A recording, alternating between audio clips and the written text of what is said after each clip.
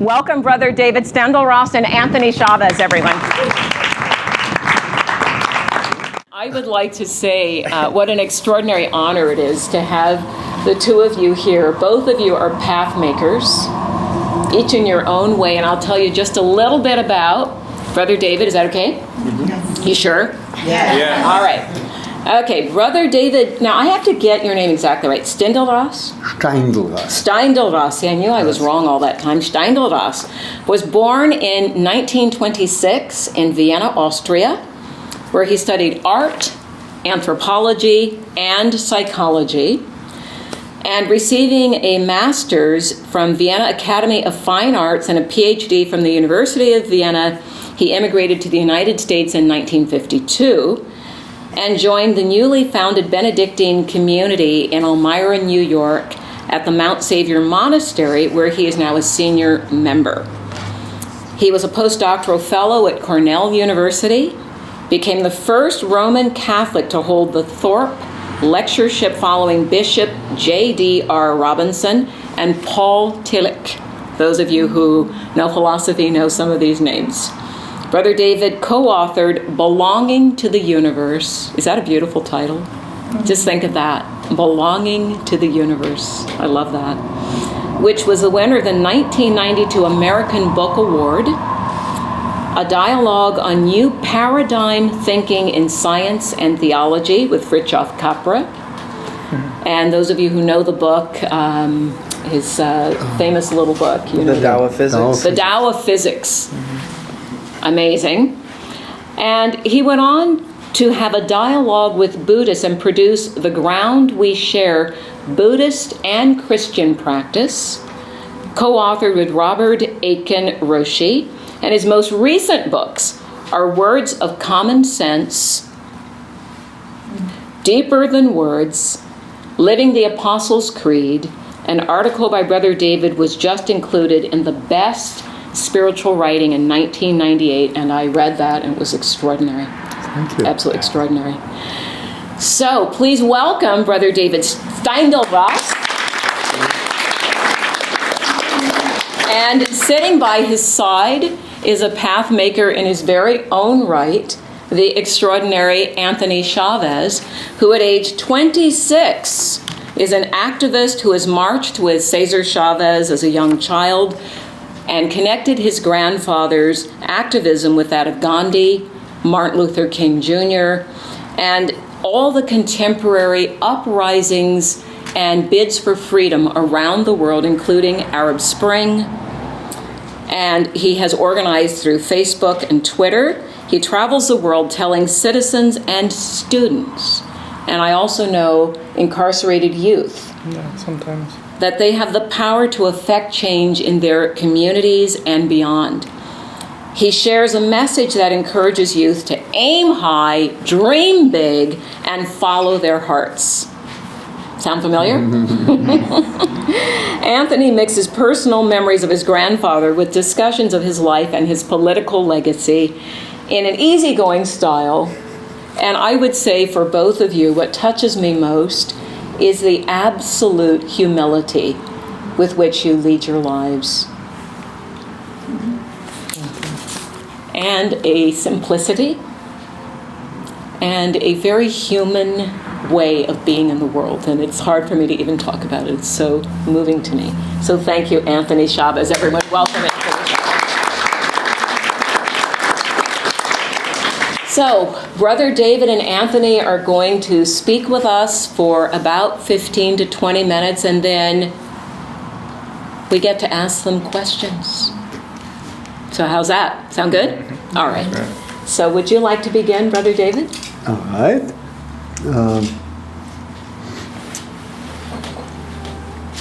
Maybe we could, thank you very much for this nice introduction, Brenda. It's my honor. And maybe we could start by thinking about a very remarkable fact. The fact that each one of you knows something about me, quite apart from all the things that have been said in the introduction, that is central to my concerns. And I know something about each one of you that is absolutely central to, and is the mainspring for everything that you do and that you put up with. And you know the same thing about everyone whom you meet on the street or see on a bus or any human being we encounter, man, woman, child. We know one thing about them: they want to be happy. Mm-hmm. And this is important. Just imagine what we have in common there. We all want to be happy. Now, what we mean by being happy is very different. It's very different from person to person. It's very different from culture to culture. But that is far less, the differences are far less important than the commonality of really wanting each one of us to be happy. But what is even more surprising is that we hold the key to this happiness in our own hands. We don't have to wait for anything. We don't have to get it from anybody. We hold the key to happiness, and to a very special kind of happiness. To the happiness that doesn't depend on what happens.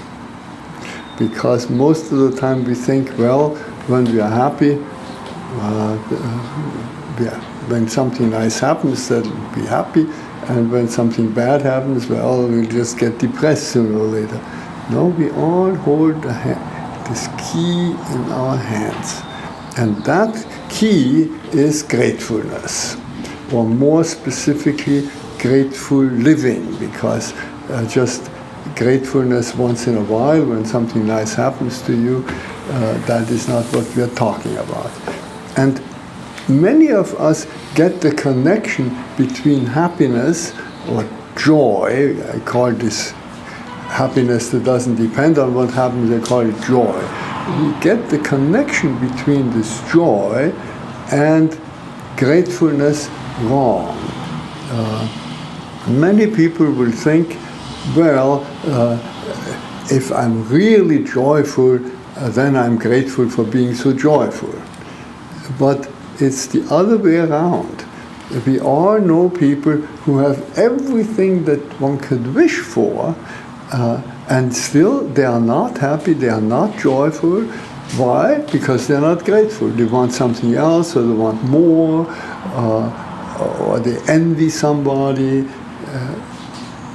And we also know people who have lots of misfortune. I think each one of us probably knows someone or has known someone who was really stricken with grave misfortune and was radiant with joy. Those are wonderful people. And why? Because they're grateful people, invariably. So we hold this key in our own hands. If we turn the key and are grateful, we will be happy, we will be joyful people. And that's what all of us want. So this is rather an important topic. You have to give a little thought to the question of what is then, what really is this gratefulness, and what is grateful living, and how does it work. So we are asking ourselves now, what really do we mean by gratefulness, and how does it work? And I'm really appealing to your own experience. These are such basic things that I don't have to tell it to you. I'm just reminding you, how do we experience that? What happens when we are grateful? Two things must come together. The first thing is we must experience something that is of value to us. If we just experience something that we don't even like, well, we will not be grateful. So it has to be an experience of something valuable.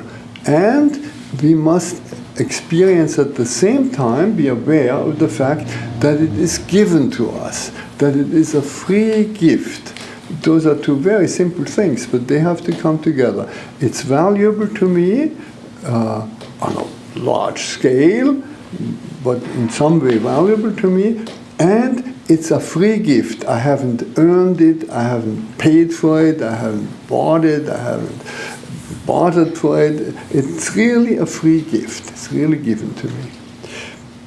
When we experience that, every human being, then some joy rises in our hearts. That is just spontaneous. That is a simple response that our heart gives to that. See that it's valuable and free gift, joy.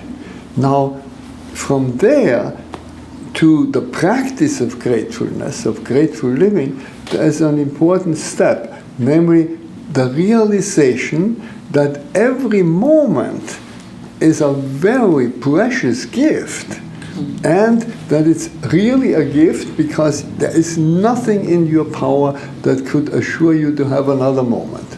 It's the total gift, it's the greatest gift, because any other gift is only possible because you're given this opportunity in another moment. And if you miss this opportunity, another opportunity is given to you. There is this saying, opportunity knocks only once. This is the most stupid thing in the world. We all know that if we miss this opportunity, we expect the next moment to give us another opportunity. And if we miss that one, another one. And life is so abundant that it gives us a new opportunity every moment, and if we take hold of the opportunity to do something with it, it leads to another opportunity. This is just what time is. Time is a gift of opportunity over and over and over every single moment. And opportunity is the important thing, because you can be grateful and therefore by joyful every moment if you focus on the opportunity. And many people say, well, can you really be grateful for everything? And the clear answer is absolutely not. You can't be grateful for war, for violence, for exploitation, for oppression, or on the personal level for infidelity and loss of a friend and any form of misfortune. You cannot be grateful for that as such. But you can be grateful in every moment, because even in the moment in which you are confronted with something for which you cannot be grateful, you can be grateful for the opportunity that is given to us. And that may be the opportunity to learn something, maybe the opportunity to grow, which is often quite painful. Learn, for instance, patience, which is very difficult. I heard such a beautiful saying recently, the road to peace is not a sprint, it's more like a marathon. Yes, yes. The road to peace, that's inner and outer peace, is more like a marathon than a sprint. To learn that, to become aware of it, that's important, but it's difficult.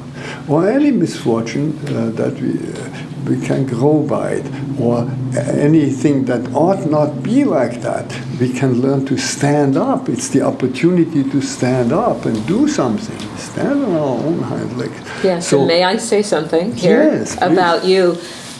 Before you sits what appears to be a mild-mannered spiritual teacher and monk, but Brother David was himself part of the resistance movement as part of Catholic youth. Yes, in Austria when the Nazis came to power, and was fighting, in his own way, as a very young man, the Nazis. So when he says stand up, he's speaking from experience, not just saying something. Well, there are many situations in which we really have to stand up and protest and go to the streets. And it makes us very happy. We know that anybody who's ever done it knows what a joy that is to be able to, with other people together, to do this and stand up. So that is basically what gratefulness is. The joy that arises when we realize that this moment, and that applies to every single moment, this moment gives me a unique opportunity, offers me a unique opportunity. And out of this grows already the how to do it, and how to practice this now, how to make gratefulness a daily and hourly practice on one level, equally valid as, say, Zen or Sufi practice or yoga, any form of yoga. Grateful living is a very valid, absolutely valid spiritual practice. I had been to Esalen. Do you know Esalen is this conference center on the Big Sur coast? And I'd been invited there several times to speak, so the staff there knew me, but I had never given a workshop on my own. It was always in the context of somebody else's workshop, usually Stan Groff, who had these long workshops, several weeks long, and then he would bring other speakers in. So they knew me, and one morning, and I was in a monastery in Big Sur, right, just a few minutes down the road from Esalen, and I get this phone call on a Saturday morning. We had a speaker for the weekend, and he didn't show up. Would you come down? And this morning, we thought maybe he'd come this morning. There are 12 disgruntled participants, and the others have already left. And would you come down and take over for him? So, all right, I come down, just about time to go down, and I drove down quickly, and I had forgotten to ask what the topic was. And when I arrived, the topic for the weekend was why I am not a Catholic. That's perfect.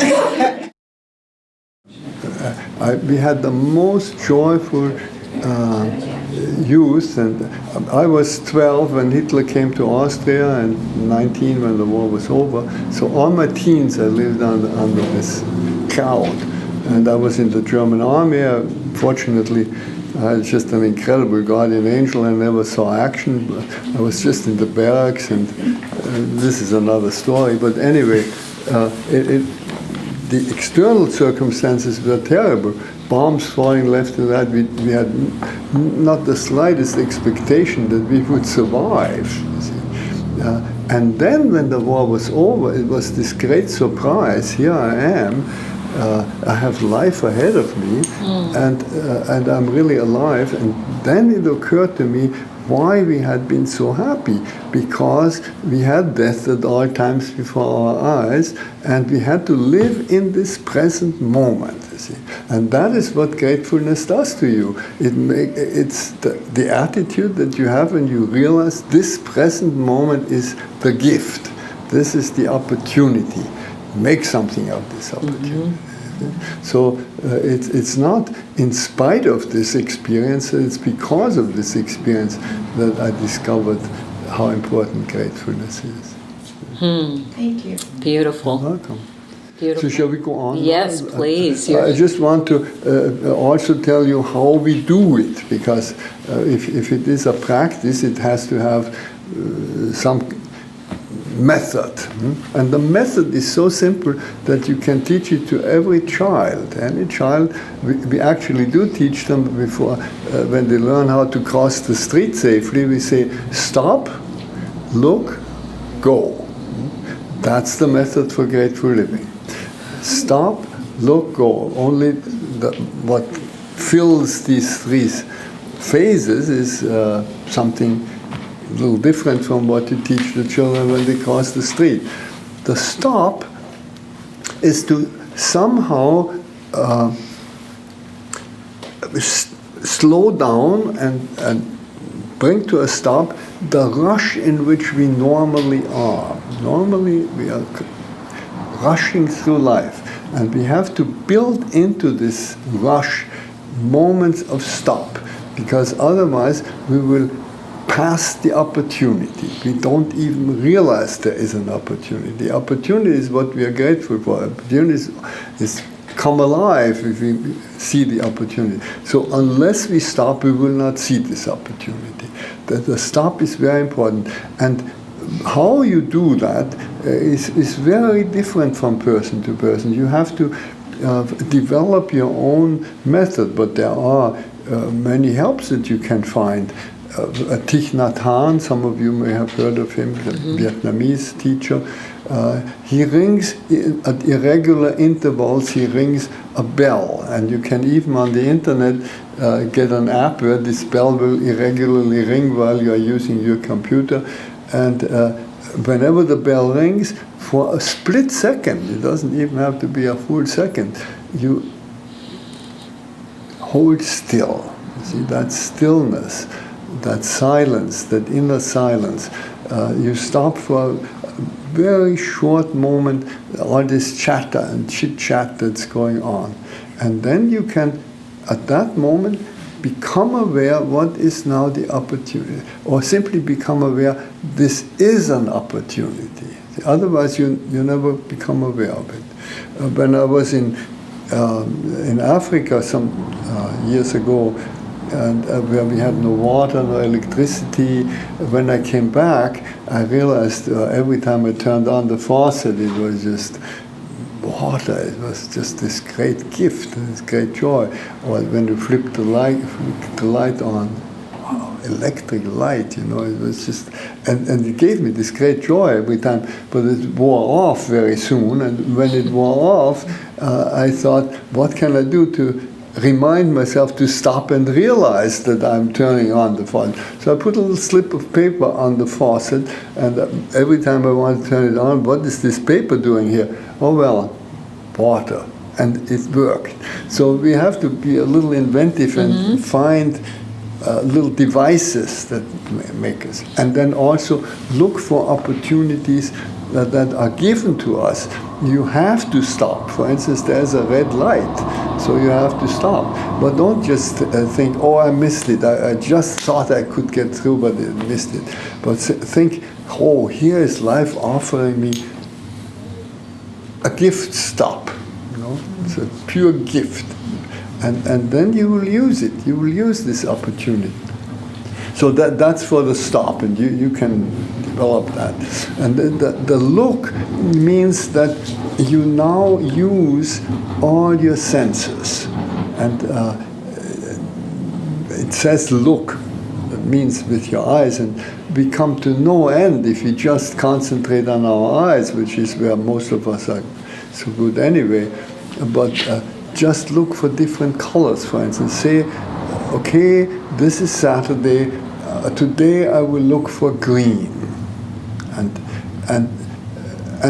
at the end of the day you will realize there isn't such a thing as green. There are millions and millions of colors, all of which we call green, and they all differ. If I just look at the wonderful, beautiful greens that are in this room that people are wearing, and even this Buddha statue is having a green thing under it, and this curtain, just look at the greens that are in here. They are so different from one another. They say such different things to you. Because that's the important thing. You are not checking it off. You are letting it do something to you. If you say green, finished, it doesn't do anything to you. If you just say, oh, this is a color, what color is that? And you open yourself, the color will do something to you. There is an interaction that is taking place with this color, and this is how you come alive. And on tomorrow you take blue, and on Monday you take yellow, and then so you can just go through the week. And you can work with your ears. You can listen to the music that you like, and you can sometimes listen to music that you are not so familiar with. And Anthony is always submitting me to music that is new to me. Well, I've come to like some of it very much. So with all your senses that we don't normally use much, like our sense of smell, many people have just good and bad. Well, there aren't even any bad smells at all. There are just interesting smells in the wrong place at times. But bad smells, they don't exist. So we use all our senses to come alive, and deeper than that, openness for people, for situations that we meet. You see, if you start with your senses, you develop that inner openness, that inner dialogue, and then you have a different attitude to people, you have a different attitude to situations, and you will intuitively find the opportunity that's given to you here now. It will just, you don't have to make any effort, it just, there it is, that's it. Mm-hmm. And if it's just the opportunity to breathe deeply, and most of the time, you will find that, you discover that only when you start living the stop, look, go, that 99% of the time, the opportunity that's given to us is an opportunity to enjoy. Enjoy, enjoy, enjoy. You find it everywhere. Just to breathe, just the joy of breathing, of smelling, of tasting. The reason why people rush through their food is that they don't stop, look, or stop, taste, you see, and then go, and the go is the enjoyment. And if you enjoy, it takes a little longer, but that's what it's all about. It's not just nourishment, it's the enjoyment that life is given to us. And so this is already the goal. The goal means do something with it, make something out of this opportunity. And that can take many, many different forms, even the form of service. Very often it's the form of service, and joyful service, because this is the opportunity freely given to you to serve.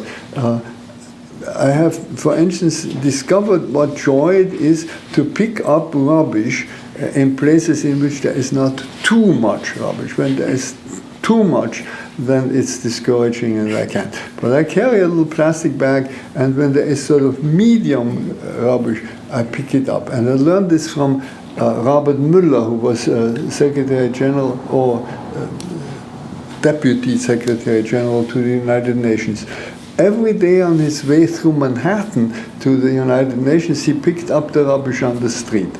And it got less and less, because when it's a little cleaner, people don't throw away the stuff like they do otherwise. So, and I've done that in the whole world, from northern Scotland to the south tip of New Zealand. And I call it cleaning up Mother Earth. And Mother Earth is so happy. And if you take this tin can and underneath is a little green leaf, you can just see how the little leaf is rejoicing. Finally, I can see the sun. All you did was take this paper away. You know? So we can invent little things that we can do to serve. And if we are confronted with situations in which it looks really hopeless, what can we do? You can ask that question, and we should not underestimate the power of asking questions.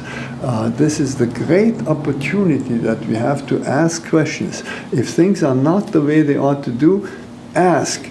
Isn't there something we can do? And you ask your friend, and your friend says, I have no idea. Then both of you ask someone else, and someone else. And if enough people will ask, isn't there something we can do? Somebody will find an answer, or at least the people will all ask. There must be something done, and it will be done. There will be some change. So those are the three simple steps. Stop, look, go. And if you take this along, and if you make up your mind, I will do that now and I will practice it, I can assure you that tonight already you will be more joyful. It works that fast, that which is also a great advantage. And if there are more joyful people in the world, it will be a more joyful world, and that's what we all want. So thank you very much. Yes. Please take it along. Yes, thank you. You're saying stop, look, go becomes a spiritual practice as valid as Sufism, yoga, Zen Buddhist meditation, any practice. And I know for you, Anthony, because we've had a chance to chat a little bit about it, where Brother David left off is being of service. And here we call our seminars Love, Money, and Seva, selfless service. And both of you embody that. I wonder if you could speak a little bit from your perspective about service. Yeah, well, I had the good fortune to meet Brother David about 6 years ago at a peace conference in San Jose that was honoring the lives of Gandhi, Martin Luther King Jr., and my grandfather, Cesar Chavez. And we met at this conference, kind of bumped into each other at lunch. But after I left from that conference, I realized that so many heroes of humanity had seen life as the gift that it is. And they took the time to do more than just to say thank you for the gift. They showed their thanks, they gave their thanks, and they were that thankful person that went out and they honored and respected and dignified all forms of life. And so what I found is, as a young person, we're already natural philosophers, as we'll be throughout all of our lifetimes, and so we're asking questions about who am I and what is my purpose. And one of the things that I learned growing up in the midst of this farm workers movement that my grandfather was helping to champion was what he said, it is only by giving our lives do we find life. And so often the best way to know, who we are is to go out and to be of service to someone else, and not to focus on your own individual happiness and joy, but to look at how you could multiply that joy and that happiness. And I think so often, like David was saying, that joy and that happiness comes out of meaning, comes out of belonging, out of acceptance, out of love. And again, you find meaning oftentimes in causes that are much bigger than just your own little causes of me. But it's time to flip that on its head and look at the we. And so when I go into schools and I share with young people, it's to talk to them about some of these heroes for humanity, but specifically to talk about the farm workers movement, because that was the tradition I was steeped in, although it had many various influences. And I've gone on to find a lot of my own inspiration out in the world. But it's just, to, like David said, to take these moments to stop and to look and then to go. And sometimes I'll tease with my students and I'll say, based on what you know and what you don't know and how you feel about all of that, what would you like to see done? Would you like to go out and ask more questions and to do more research? Or would you like to get involved in this activity that you think could really make a change for the world that we want to see? And in the process, these service learning projects, as they're called, they really become these shared sweat experiences, where by going out and by sharing your time and your energy and maybe a bit of your resources, but most importantly a bit of yourself, by asking those questions and sharing from your unique perspective in light of the whole, we can often see how the puzzle pieces fit together and how we each have something to contribute. And I think that's sometimes why we talk about our teenagers who are real rambunctious and always challenging authority. It's because they know that they have a voice inside that they want to be expressed, and they want to be heard because they have something to contribute that's worthwhile, and that there's a valuable goal in mind. But it also takes a little bit of time to temper that with some patience and the qualities of good listening. And so we'll tease and we'll talk about, how sometimes we have 2 ears and 1 mouth, and maybe it's more important to listen twice as much as you speak. Mm-hmm. And, to remember when our parents are telling us all the time, and our teachers and our friends, pay attention, pay attention, pay attention. The attention is there in abundance, but really you have to pay. You have to give before you'll receive. And sometimes these things may not seem like it's something that matters to a student, but I think from my own experience, and I think from probably the experience of many young people right now, they're looking for some real wisdom and some compassion to help guide them in their lives.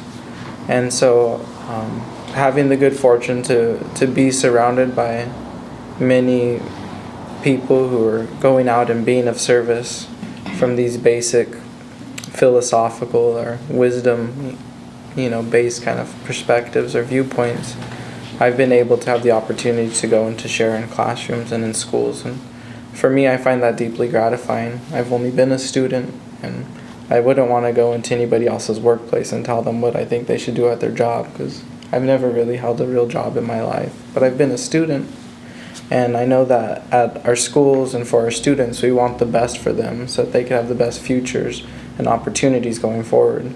And so I feel that there's no better place to get involved in, and really, making our democratic system and the institutions that we belong to as great as they can be as in our public education systems. And so that's why I've been, doing a lot of work to do more than to just talk about civic engagement, and to do more than just talk about character education, but to really open the students up and to ask them questions about the things that they care about and what they want to get invested in for their lifetimes. And I find those conversations to be really interesting, and it helps young people to see themselves in a new light that they could grow into, and it gives them that space to slowly mature and to take these small risks and to go out and to make those baby steps, so that eventually by the time they leave school they'll be running some of these important systems in our democratic society. I guess I drank the punch that said the children would be the future, and I believe that. And so kind of like Frederick Douglass said, it's a lot easier to raise a strong child than it is to fix a broken adult. And so part of me feels like, if we could go out and we could nurture our young people and help them to find composure and resilience and that compassion, that patience in their daily lives, and they could go on to spread that in the world. And I think that's, for me, what's most exciting is getting involved in the public schools. And Anthony serves me very much on his way, so he lives his talk, he walks his talk. But also, it's so remarkable for me, I once in a while get a chance to see the results of his work, how these young people respond when for the first time somebody asks them what interests them. You see, formerly they're always talked to, they're always told what should interest them, but not asked, what would you like to do? And there was this young lady, tell me you know whom I mean? The one that you saw then at Harvard? Yeah. So there was an awesome story where I was sharing in Grass Valley at a small Unitarian church, and this young lady, at the end of the program said, that was great. Can I share this, with my fellow peers here in Grass Valley? And I said, oh, of course, I'll send you the PowerPoint. And she took off with it and started running. She ran the programs now herself, and she had been a very, very poor student. Yeah, well, she was facing some challenges for sure. She was an undocumented student. She really wanted to go to college, but there was just a lot of socioeconomic hardship in the home that didn't exactly put her on that path and that trajectory for higher education.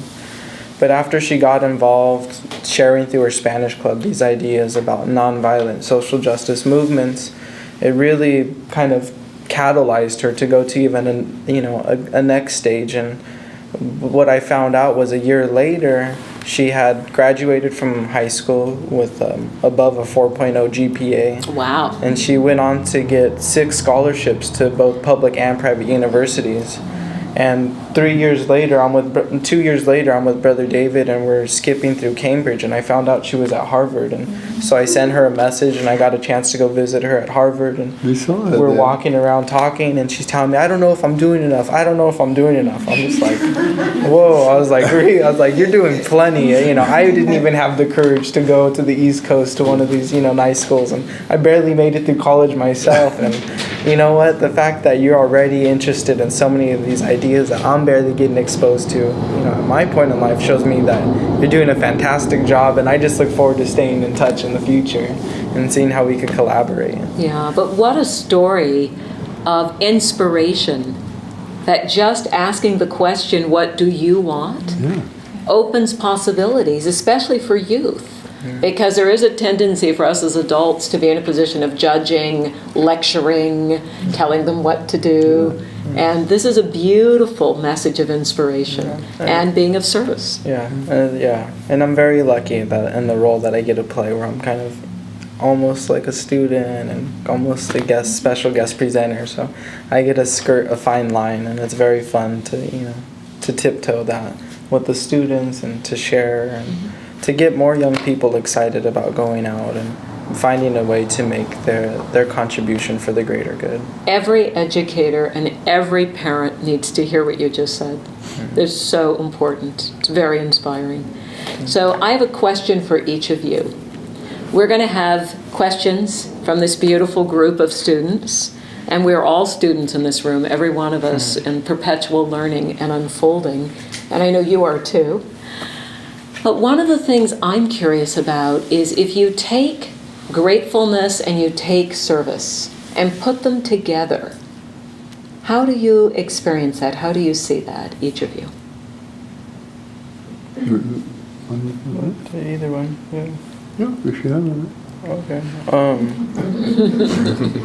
Well, yeah, I think again, just like I kind of real quickly had expressed, looking at the gift of your own life, whether it's, rich or impoverished, you see that there's a lot of things that are usually within your situation that you can share with others.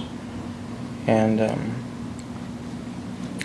so I think what's important is to let folks know that there's always a way that we could find to make ourselves of service to others. Mm-hmm. And oftentimes that allows us to go beyond our own immediate situation and to see others in the larger situations we live in a new light.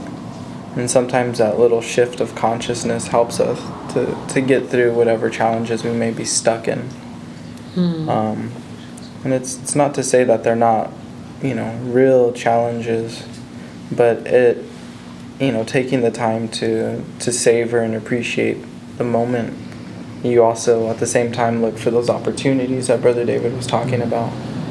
And I think that's what's exciting is, looking for the opportunities and, yes, and what can we do now? Mm-hmm. See, what stands behind it is, behind what Anthony said, is the insight or the intuition that to serve is an opportunity that is given to us, and we much too often think, oh, service, and here I am, and now I have to look around for service, and it's me that's giving something.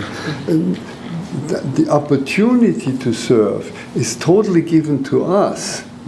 We are only availing ourselves of this opportunity. So we are really grateful for the opportunity that's given to us. If this opportunity were not given to you, you couldn't serve.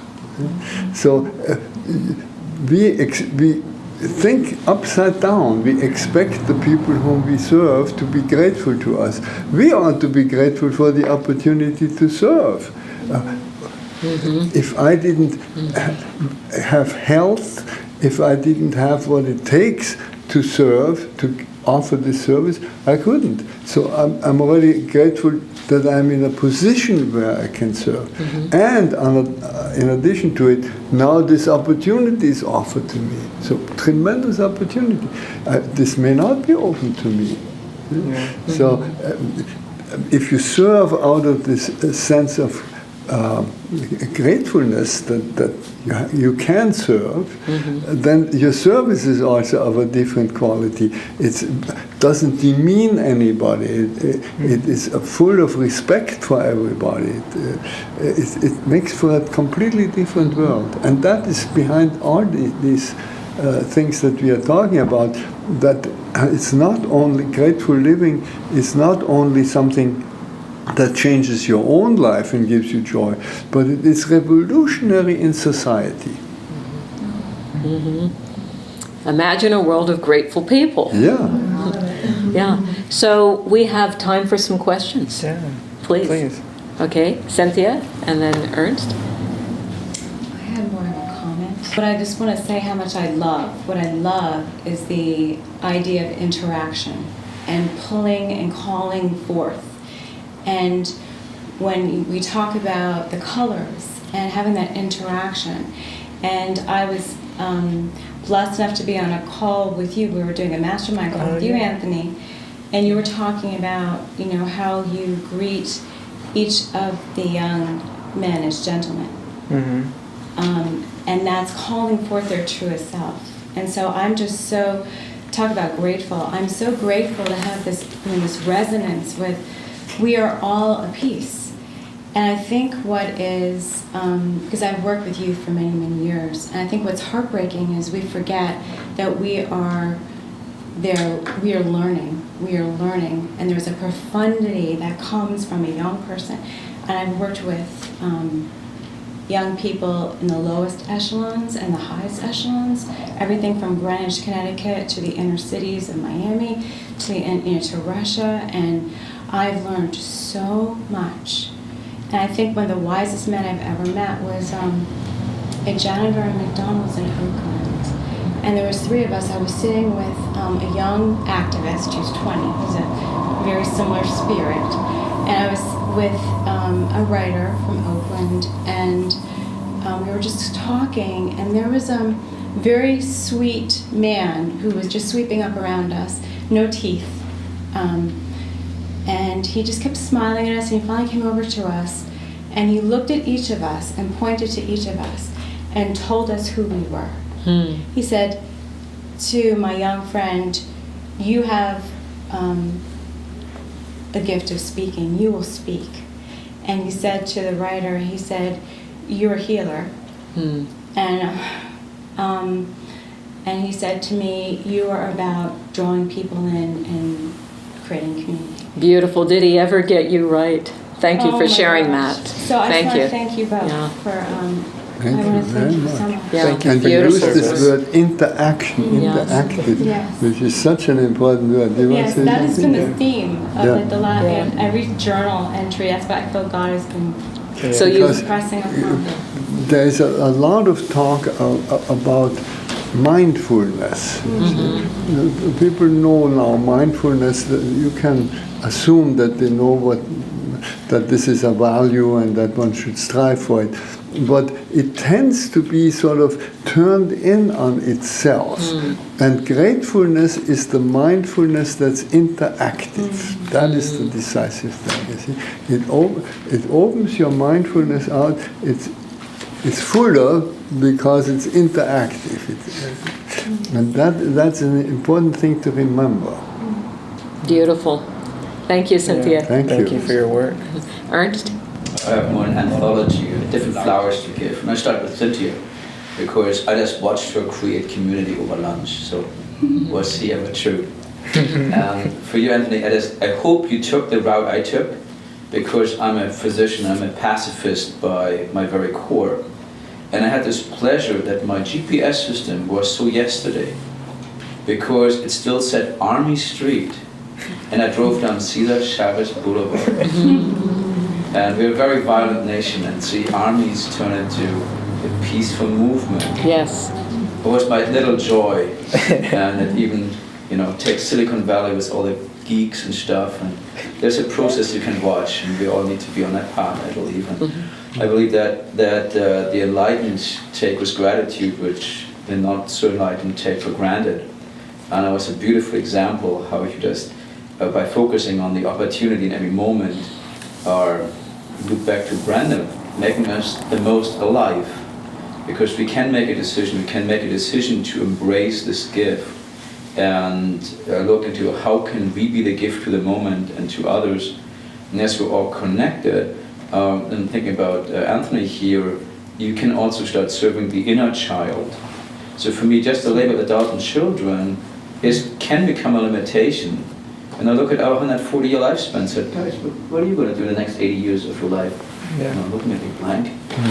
But if we're not prepared for it, we're not experiencing it. And so the two words I wanted to play with a little bit is for children, we always think education is to fill something into those young people. But the word, we have people here who speak Latin, means educo, to draw out, which means it's already there. And if we were to stop littering our rules and limitations onto those young minds, they could actually flourish from the divinity within and be in their abundance. And we actually, if we step out of the way and letting them flower in their abundance, such a beautiful resource. But we can serve our inner child, and we can do it at 89 years old. Exactly. And there's still abundance which wants to come out. And And there's the other lots of, side- as you can see, living proof of that, Right. and in what you were saying about working with children, the Well, same. Did here bring the other word in with a sacrifice? If we just do service, it's a true sacrifice, but it means to make holy Yeah. and not to suffer. Yeah. It's a very blissful thing. Yeah. And so, anyhow, that's just what I just came to my mind. Blissful to We were watch just people. talking about that the other day too. This word sacrifice, and how can you translate that to service? And like you said, it's this idea of Making it servanthood, sacred, Yeah. yes. taking it sacred. Yeah. Because it's so misunderstood. It's always suffering and all this. Yeah, Joyful exactly. service. Joyful It's holy service. through all. Yes, that's beautiful. Frank? you. Thank you, Ernst. Thank you. I mean, I'm listening to this and it's beautiful. And thank you. It's great.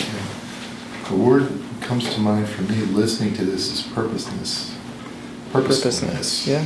And that's what I believe everybody is talking about, whether young or old. We all need a purpose in our lives. And it's not down the road, it's today. What's my purpose today? Something we were discussing this morning. And it just really is resonating within me. But it's got to be a conscious purposefulness. And every day, and not looking, because what you're saying is true. There's going to be lifespans are going to go 140 years. But if you don't feel a purpose in your life, then it doesn't matter. It's an empty 140 years. Whereas if you have 25, 30 years that are purposeful, that's a whole lifetime. And with this word purpose also is often the misunderstanding that I know exactly what I want. That is somehow, it's a mistake, but it's somehow very frequently connected with the idea of purpose. But the really purposeful person listens, and what is life offering me? And it's again this interaction between my purpose and what is life offering me. And if you're too set on your idea, then you're missing the opportunity. There it was all life offered it to you on a silver platter, and you had your own ideas and you went right past it.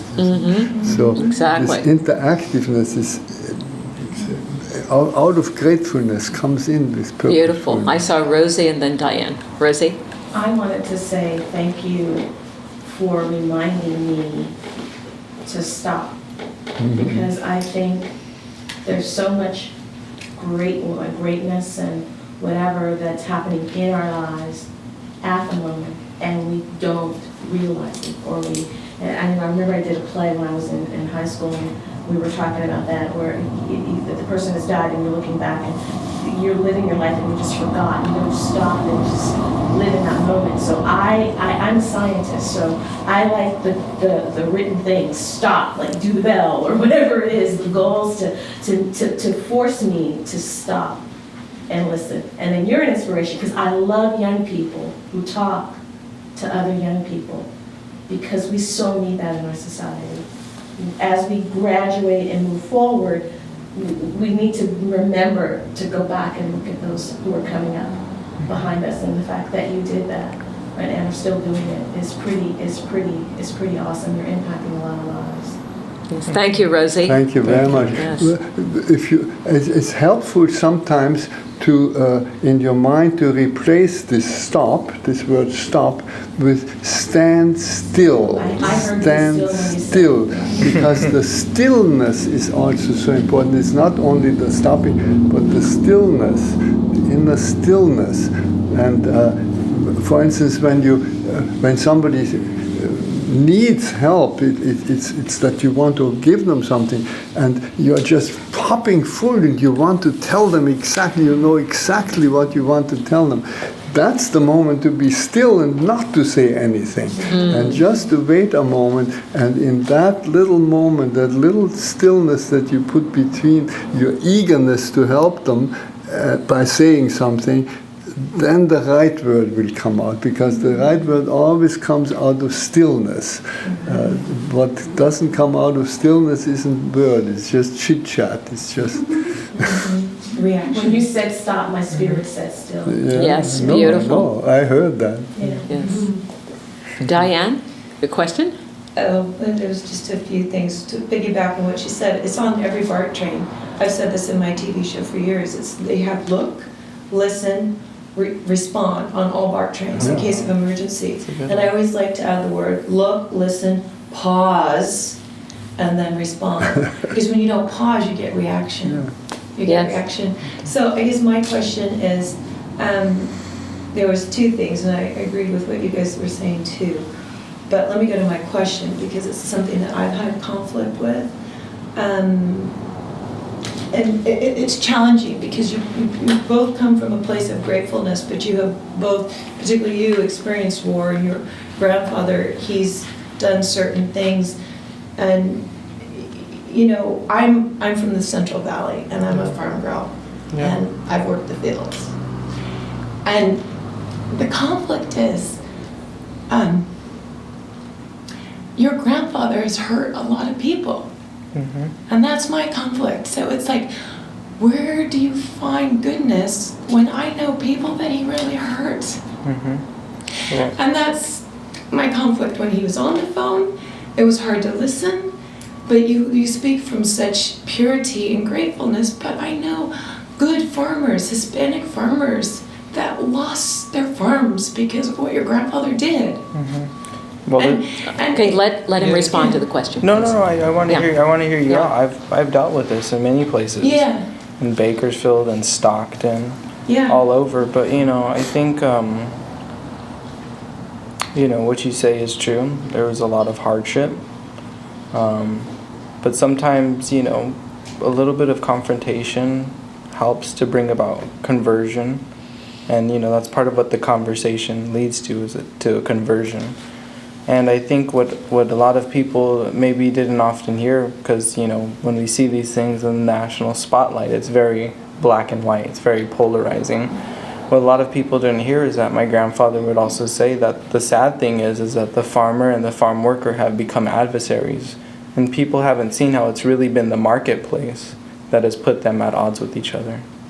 It's the marketplace that has not allowed the farmer to have its full voice, or the farm worker, because there's futures, and there's all these commodities, and you have all this ag lobbying, and there's and so you could call it politics, but it's something that we have to deal with ourselves, and we deal with that by having these conversations, and they're very tough. There's a lot of vested interest in these issues that go very deep, but I think we could look back to the beginnings of civilization, and we could look at the contribution that farmers and farm workers have made. But, oftentimes we saw this Super Bowl ad maybe last year where they had this Louis Harvey guy who gave this real dramatic black and white commercial for Dodge, and he was talking about the farmer, and it got even my family to cry. Because, we know farmers and farm workers make a big contribution, but this isn't the farmer and the farm worker of yesteryear when America was being founded. There aren't a whole lot of family farms, and a lot of that is being corporatized, and it's turning into these huge industry, and a lot of that is really creating a huge disconnection from the people that are working in the fields and the companies and their employers. And there's a lot of ways that people still are side skirting their responsibilities to workers, whether they're documented or not. They're the only people who are doing that work, and for that honorable task, they should be treated with some basic dignities. So it's a very, very difficult conversation. It's very tough to have, but I think it's a conversation that needs to be had. And there's no better place to have that conversation than at the table when you're eating that produce. And that's where we've always created fellowship, was at the table, by sharing meals with others.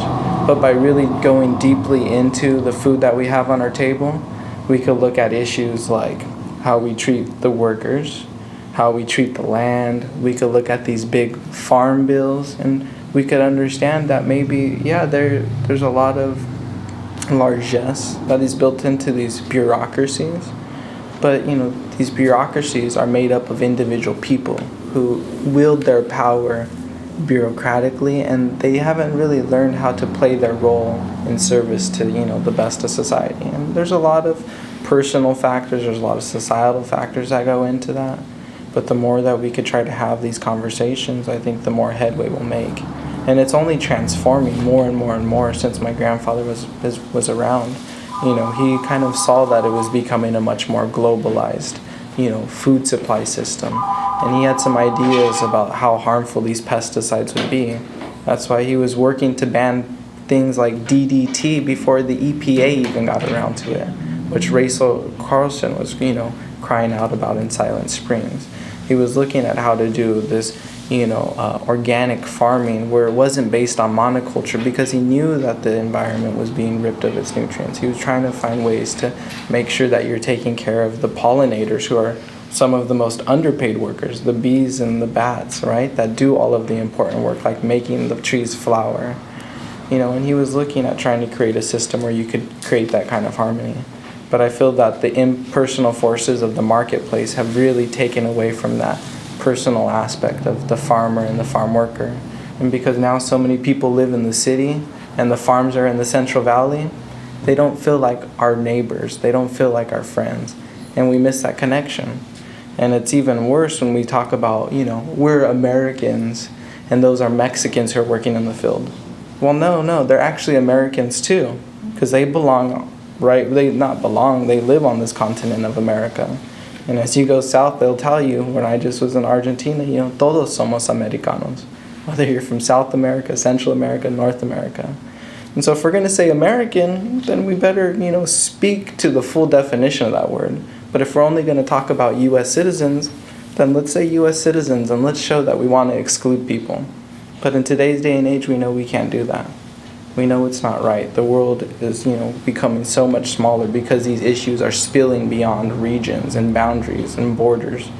And that's why we need, you know, people to have these conversations and to realize the role that we play in shaping this marketplace. After all, they talk about the customer being king. So why don't we look at our role as customers and how we perpetuate these systems? You know, there's research that was done that you could pay farm workers 40% more. And the average impact that would have on a household would be only about a $15 increase in their grocery bill for the entire year. Now, I know that I spend way more than $15, sometimes just in a week, on pure junk. And I would rather spend those $15 on the food that I need, but also to ensure that the workers are treated a little bit more decently. Mm-hmm. And this came from UC Davis, you know, that's a big ag industry school. Mm-hmm. So there's, you know, it's a long conversation that we can have. Yeah, but that we can have this conversation, you see, that's another opportunity. Mm-hmm. History goes on, so we can bring this. It's one case in which there will always be this suffering and pain in the world, and life-denying activities in the world. And what do we do with them? And we can either make it black and white, and we say there's the good and there's the bad, or we can look at what we call the bad as the not yet good. The not yet good. I call it looking with a mother's eyes. The mother looks at this little imp who is half angel and half devil, and when he behaves devilishly, she looks at him with eyes that say, "You can do it. You'll outgrow this." You see? And that creates that space into which we can grow, and we can. So if we look at the evil in the world, the evil in the world is the not yet good. It gives it a chance to grow. And we have a lot of evidence that the world is in fact evolving in a more positive direction. It's very important. You were talking about that Wednesday night with Jack Cornfield, that this evidence is there. So I didn't mean to talk all around you or whatever. I hear what you're saying. Okay, hold for 1 second. I want to give somebody who hasn't spoken yet an opportunity. There are questions in the back. I just don't want to let the moment pass, and I just want to tell this, lady, that I hear what you're saying, and I understand that. And again, it's not black or white, but the important thing is to have the conversation, and the conversation needs to continue. And I'm happy that it's still continuing in today's day and age. Good. We have to leave it there, Diane, because there are other people with questions. Go ahead, please. I have a question, and thank you. I'm grateful for this opportunity to hear everything that's been said here. It's overwhelming. Brother David, I have a question to ask you specifically. To speak to what he was saying about education. and Frank or Ernst? Ernst, yes. What he said about education being to bring forth, to bring from the student. I feel that I'm witnessing that there is a lack of integrity in the educational space.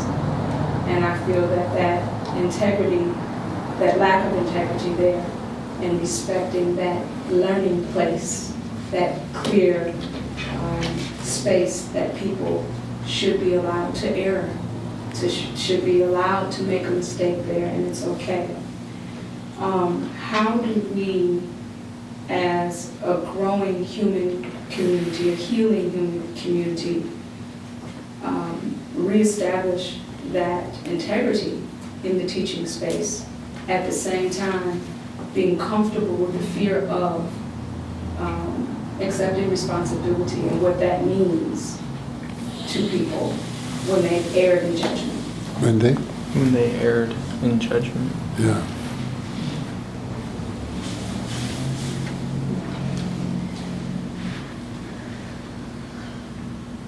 Is it maybe again this look of a mother that it's the not yet, whatever error there was is the not yet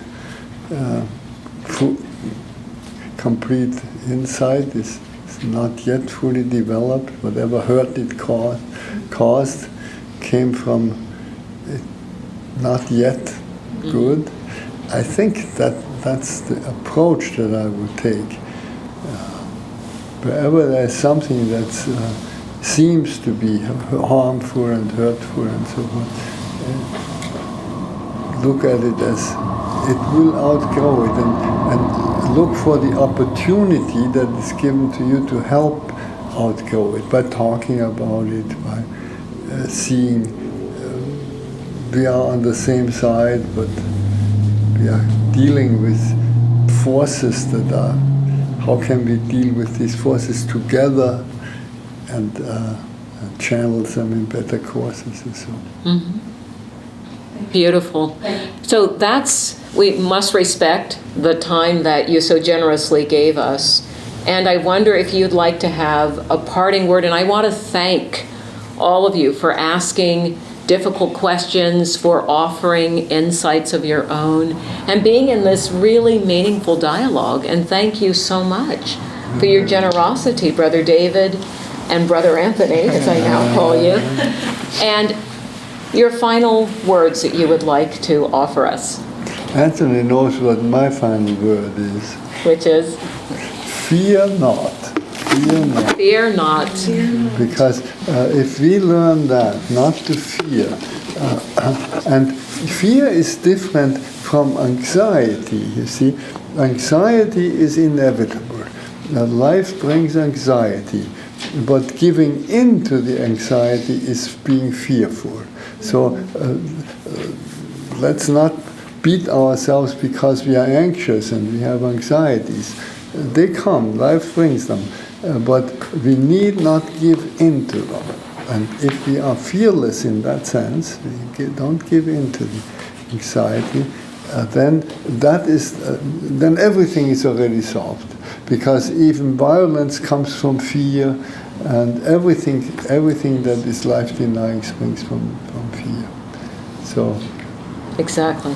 Fear not. Fear not. And somebody figured out that the most frequently repeated command in the Bible is fear not. Ah, interesting. Many times. Love your neighbor comes only once or twice. But fear not comes countless times. Every angel says, first of all, fear not. Mm-hmm. Right. And I always thought that meant, well, I'm only an angel, don't be afraid. No, I think now it means I'm an angel, I'm a messenger. The most important part of the message first, fear not, then everything else is already said. Ah, interesting. That's beautiful. Anthony? I would just say, may you serve life joyfully. Mm-hmm. as I'm trying to do. Yeah, the joyful aspect of it, you see, and that comes from being grateful that you can serve. Yes. Joyful service, fear not, and be grateful. Powerful message. Thank you very much. Thank you. Thank you for your very good question.